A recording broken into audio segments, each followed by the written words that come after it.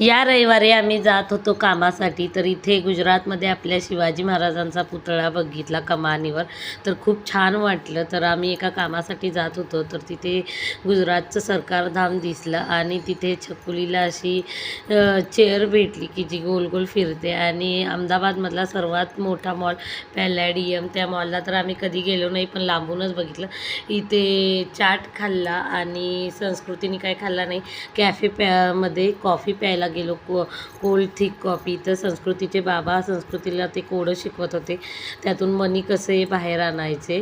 तर ते काय ती खेळ करत होती. तर इथे कॉफी एन्जॉय केली. घरी आलो, स्वीट कॉर्न उकडायला ठेवले आणि संस्कृतीला देत होते तिखट मीठ लावून, पण ती तिखटचं खात नव्हती. आणि संडेला वाटलं की चला आज चिकन आणूया, तर ज्वारीच्या भाकरी आणि मस्त असं चिकन बनवलं. थोडंसं सोमवार असल्याकारणाने थोडंच बनवलं आणि भात काय रेग्युलर दाखवत नाही सारखं.